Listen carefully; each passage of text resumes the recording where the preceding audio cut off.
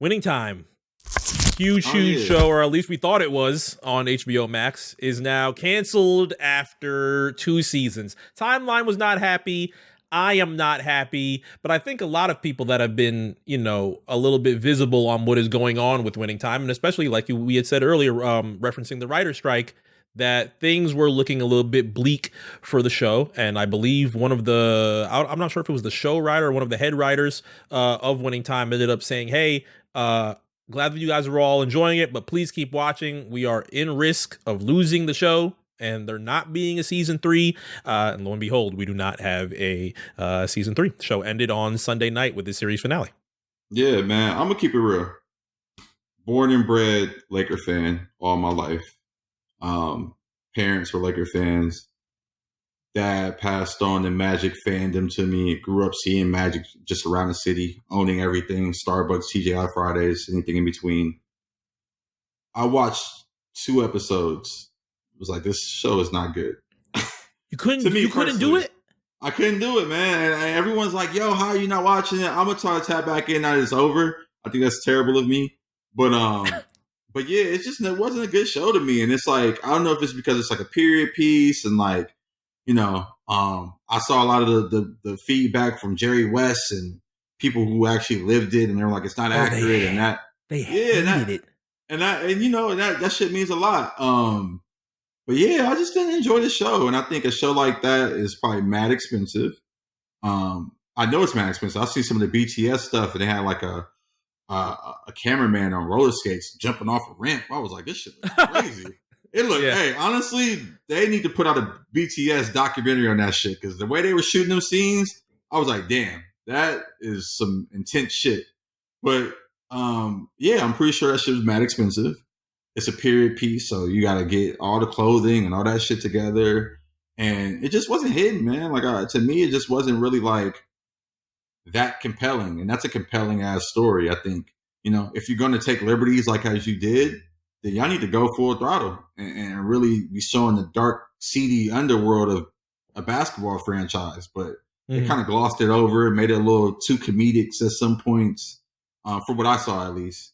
And I wasn't dialed in, man. So sad to see it go. I expected it, especially coming into the new season in the middle of a strike where no one could promote it, and you couldn't really get the actors and team around it to really be out there and like watch this show.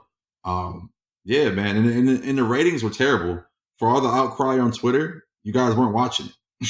Like, just keep it real. So sad to see it go, as all shows. But man, you got to really support these shows. You just can't tweet about it. Yeah, I can tell your response was a little bit similar to my dad's response. He hates the Office style, look off into the camera, do a little wink, and talk to the scene. He does not like that type of thing. So, as you brought up the fact that this was just a little bit too comedic and a little bit too entertaining, he also wanted something that was a little bit more of a documentary than it was a entertainment piece. We ended up seeing the responses from Magic that said he fucking hates it. Kareem actually wrote a letter as to why he doesn't like it and fully explained as to why some of these things just aren't true. But that's why they had to start off a lot of these episodes and end a lot of these episodes with, this is literally a puff piece. Well, not necessarily a puff piece, but it is an entertainment piece where not all of this is fully true, but they'll have scenes that specifically, stop and say, yep, this actually happened. And I think within season 2, they did a really good job of, portraying a lot of those moments. I think one of the better moments of the season ended up being when, they just realized that for the most part, they have to get rid of Paul Westhead. Paul Westhead and Magic were butting heads way too much. And I think even portraying that within this season was really good, because I think from an NBA perspective, a lot of the older fans are just like, well, this new season, everybody choosing whatever the fuck they want to do is so disgusting. And it all started with LeBron James, and then it started with Kevin Durant, and then Kawhi Leonard is choosing when he wants to play, and so on and so forth. When in actuality, in 1981 and 1982, you have one of the hugest stars, if not the hugest star in the NBA in the 1980s, somebody that is credited for saving the NBA specifically in Magic Johnson, beefing extremely heavy with his head coach. And this is after they won an NBA championship. Then they end up getting eliminated in the first round. And I think Winning Time did a really good job of having John C. Reilly, who did a really good Dr. Buss, really good Dr. Buss.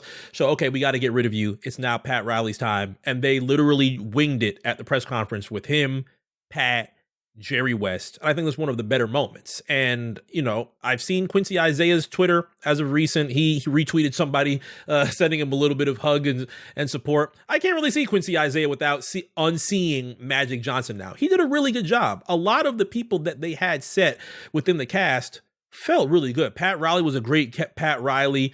Jeannie Buss specifically gave her praise and her flowers to John C. Reilly because she said, despite how everybody felt about the show, she really misses her dad, and they did such a good job of not only portraying Dr. Buss, but also staying true to his wardrobe and using his actual tailor and so on and so forth. Like, the details towards that were really good. But now we see a lot of those details were, one, extremely fucking expensive, and two, not enough to be able to produce season 3. So as much as it is really tough for everybody that's on the timeline, it's an unfortunate lesson that for most times Twitter's in real life. And as much as you can enjoy a lot of your fans, a lot of your friends specifically, enjoying a show and everybody's hashtagging and laughing and having such a great time, tough decisions need to be made. And Winning Time, unfortunately, ends up being one of the shows that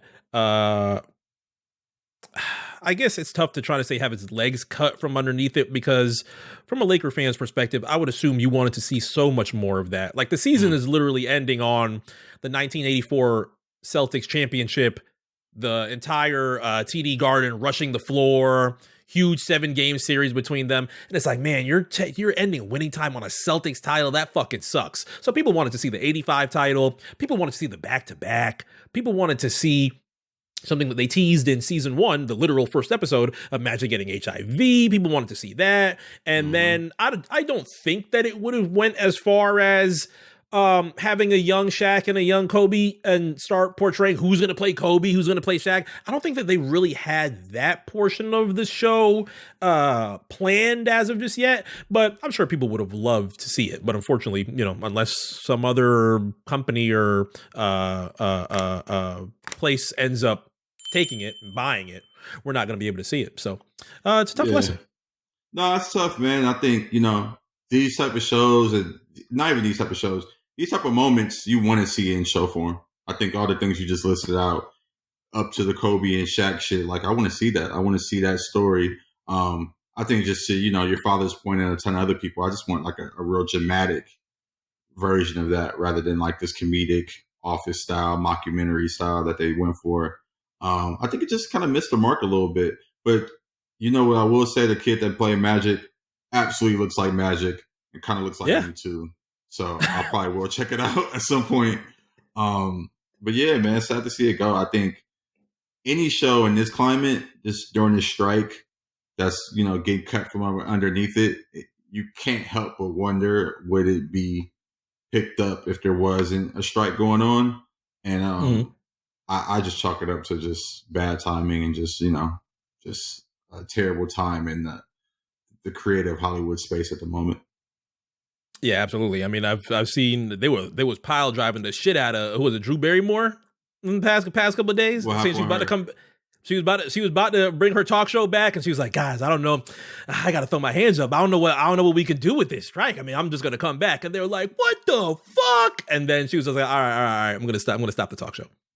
Yeah, I mean, hopefully the strike doesn't last any longer. We need some new content. Like, we're running out of shit to watch.